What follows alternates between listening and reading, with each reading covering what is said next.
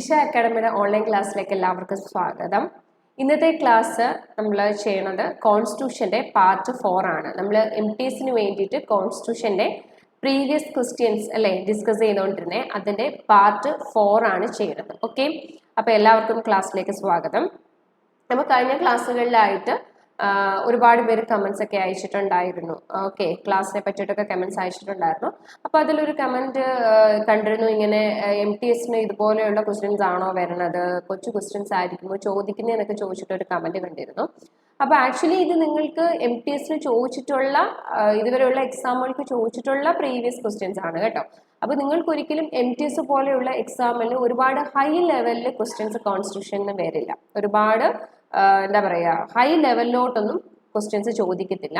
ഇതുപോലെയുള്ള simple questions തന്നെ നിങ്ങൾക്ക് ആൻസർ ചെയ്യാൻ പറ്റുന്ന രീതിയിലുള്ള കൊച്ചു ക്വസ്റ്റ്യൻസും സിമ്പിൾ ക്വസ്റ്റ്യൻസും തന്നെയായിരിക്കും എന്താണ് കോൺസ്റ്റിറ്റ്യൂഷനിൽ നിന്ന് വരുന്നത്. ഇതുവരെ അങ്ങനെ തന്നെയാണ് MTSന് ചോദിച്ചിട്ടുള്ളത്. അതുകൊണ്ട് നിങ്ങൾ ഇതേ ലെവലുള്ള ക്വസ്റ്റ്യൻസ് തന്നെ പ്രാക്ടീസ് ചെയ്താൽ മതി. പിന്നെ ലാസ്റ്റ് സമയം ഉണ്ടെങ്കിൽ മാത്രം കുറച്ചും കൂടി ഒന്ന് ലെവൽ കൂട്ടി ഒന്ന് പ്രാക്ടീസ് ചെയ്യേണ്ട ആവശ്യമേ ഉള്ളൂ. സത്യത്തിൽ അങ്ങനെ ഒരു ഹൈ ലെവൽ ക്വസ്റ്റ്യൻസ് നമുക്ക് ചോദിക്കാനുള്ള സാധ്യത വളരെ കുറവാണ് കേട്ടോ.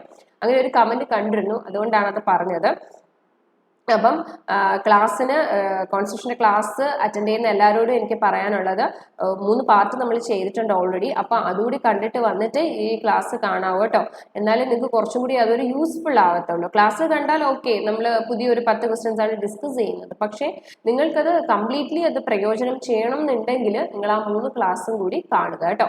പിന്നെ കണ്ടുകൊണ്ടിരിക്കുന്ന ആരെങ്കിലും ചാനൽ സബ്സ്ക്രൈബ് ചെയ്യാത്തവരുണ്ടെങ്കിൽ ആ ചാനൽ ഒന്ന് സബ്സ്ക്രൈബ് ചെയ്തേക്കണേ. ഓക്കെ, നമുക്ക് ക്ലാസ് തുടങ്ങിയാലോ? ഓക്കെ, ഫസ്റ്റ് ക്വസ്റ്റ്യൻ നോക്കാം. Which of the following is not related to fundamental rights?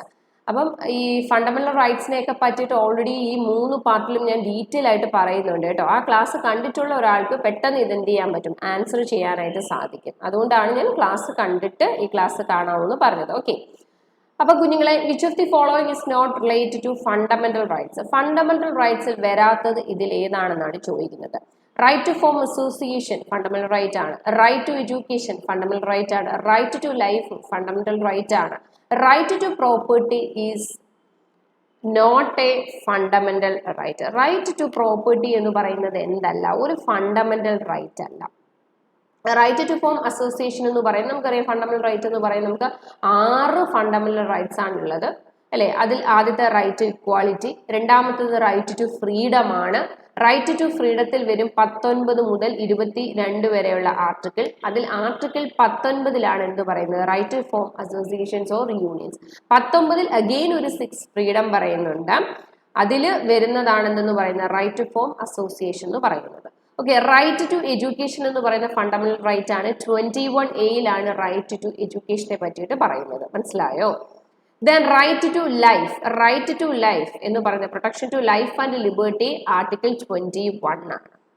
Then right to property എന്ന് പറയുന്നത് ഇറ്റ്സ് നോട്ട് എ എന്താണ് ഫണ്ടമെന്റൽ റൈറ്റ്. ഇപ്പോൾ റൈറ്റ് ടു പ്രോപ്പർട്ടി ഒരു ലീഗൽ റൈറ്റ് ആണ്, article 300A.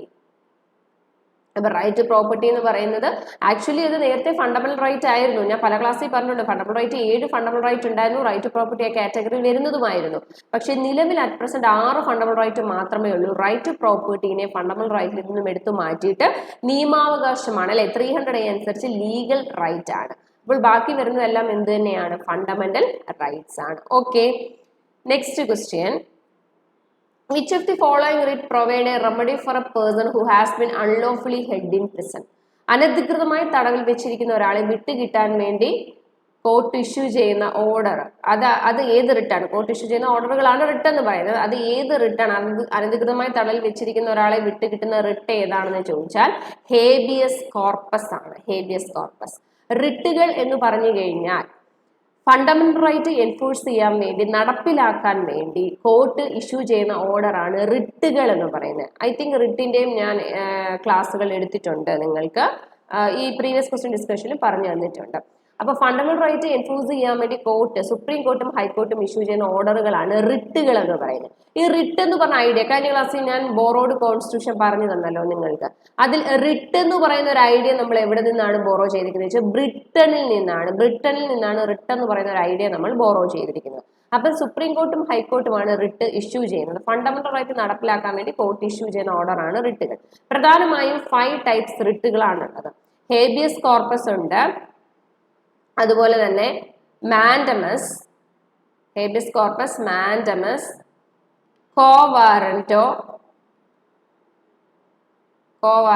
Prohibition and certiorari. Habeas corpus ആണ് എന്ത്?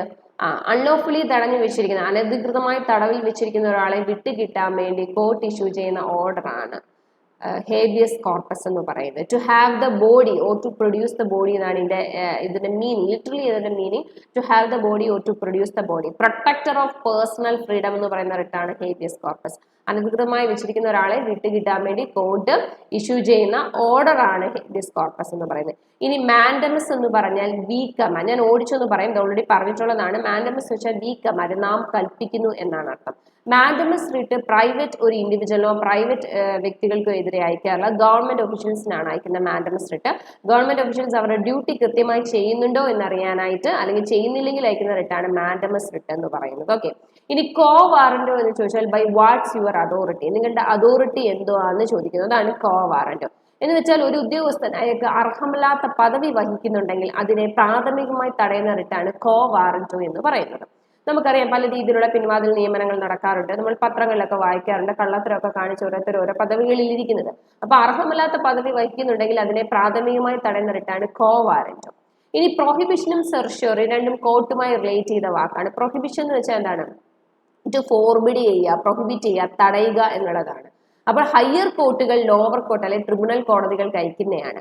ഈ കീഴ്ക്കോടതികൾ അല്ലെങ്കിൽ ലോവർ കോർട്ട് അവരുടെ അധികാര പരിധി ലംഘിക്കുകയോ അവരുടെ ജൂറിസ്ഡിക്ഷൻ ലംഘിക്കുകയോ അല്ലെങ്കിൽ സ്വാഭാവിക നീതി നിയമങ്ങൾക്കെതിരെയോ പ്രവർത്തിക്കുകയോ ചെയ്യുമ്പോൾ ഹയർ കോർട്ട് അയക്കുന്ന റിട്ടാണ് പ്രൊഹിബിഷൻ എന്ന് പറയുന്നത്. Okay, then certiorari means to be certified അല്ലെങ്കിൽ ടു ബി ഇൻഫോംഡ് എന്നാണ് അതിന്റെ മീനിങ്.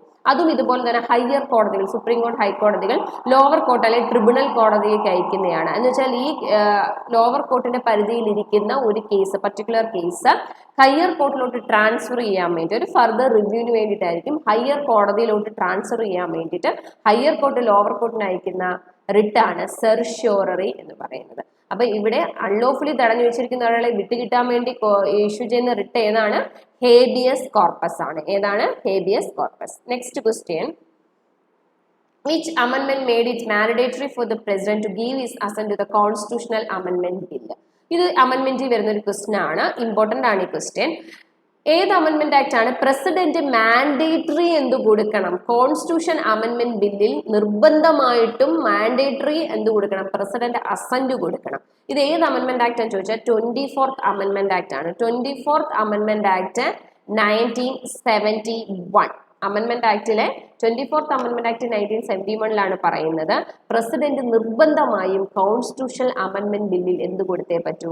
അസന്റ് കൊടുത്തേ പറ്റുള്ളൂ എന്ന് പറയുന്നത്. അതുപോലെ ഈ അമെൻമെന്റ് ആക്ടിലാണ്, ഒരു അമെൻമെന്റ് ആക്ടിൽ ഒരുപാട് കാര്യങ്ങൾ വരാം, ഒരു കാര്യം മാത്രമല്ല വരുന്നത് കേട്ടോ. അപ്പം ഒരു കാര്യം അതാണ്.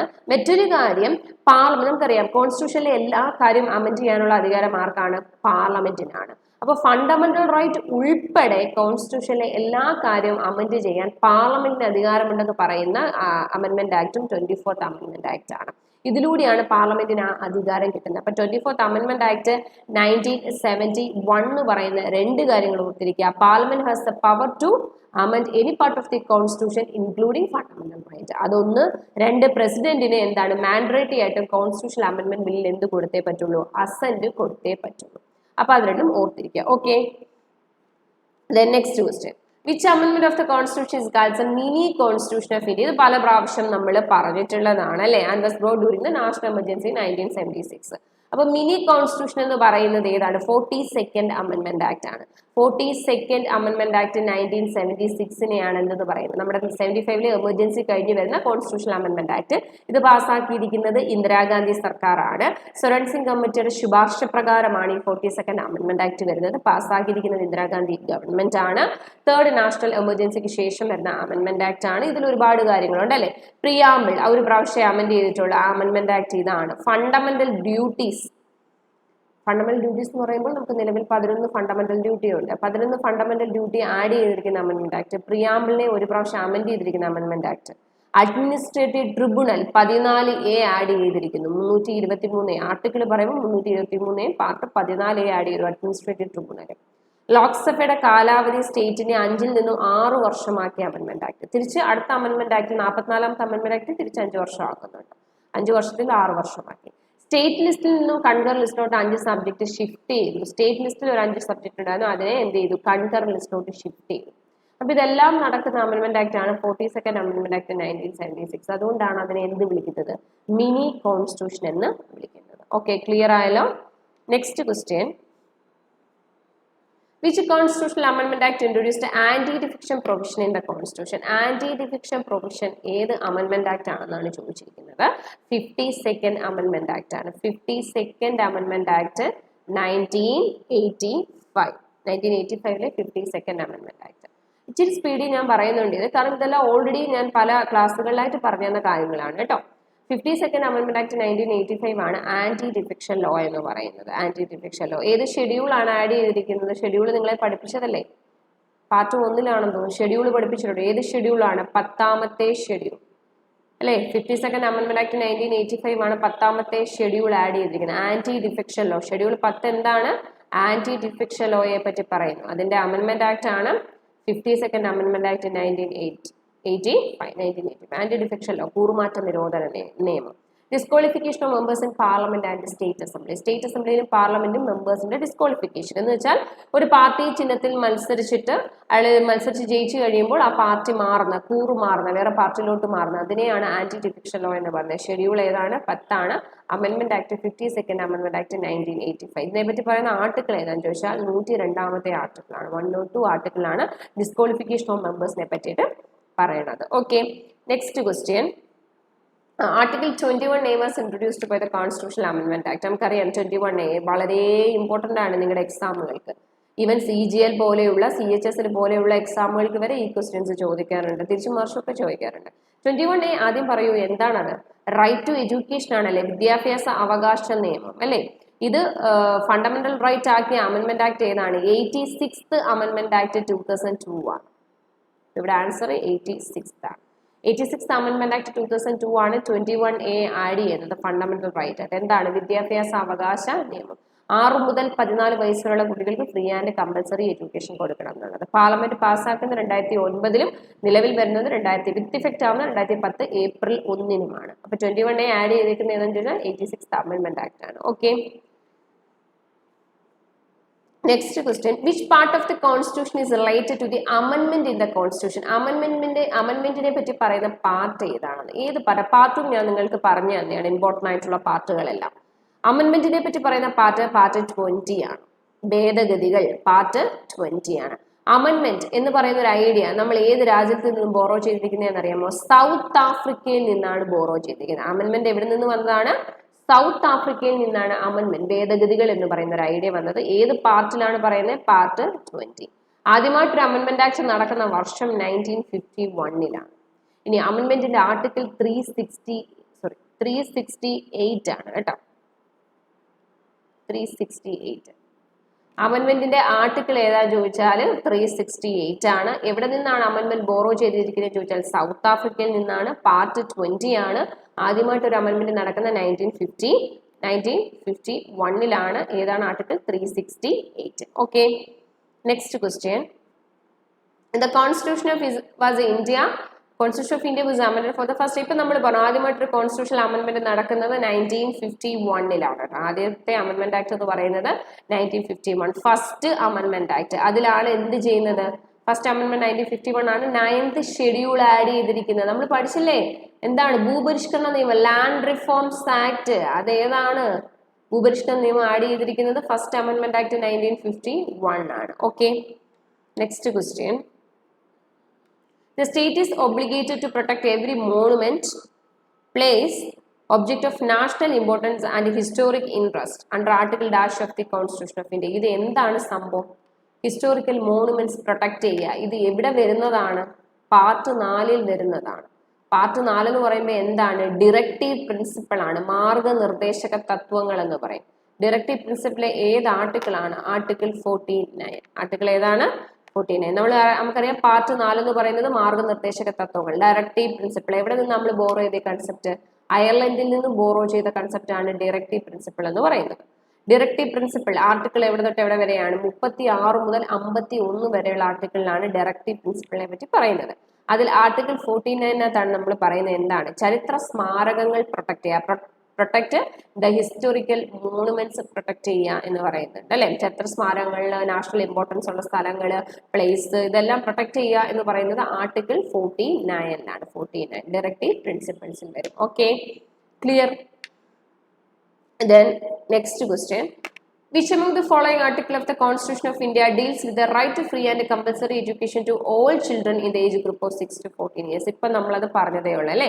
ഈ ക്വസ്റ്റ്യൻ്റെ ഇമ്പോർട്ടൻസ് നിങ്ങൾക്ക് മനസ്സിലാവുന്നുണ്ടോ? ഇതുമായി ബന്ധപ്പെട്ട എല്ലാ ക്വസ്റ്റ്യൻസും എപ്പോഴും ചോദിക്കാറുണ്ട്. ഏതാണ്? 21A ആണ്. നിങ്ങൾക്ക് കണ്ണടച്ചിനി പറയാൻ സാധിക്കുമല്ലോ. 21A എഡ്യൂക്കേഷനെ പറ്റി പറയുന്നുണ്ട്, ഫണ്ടമെന്റൽ റൈറ്റിൽ.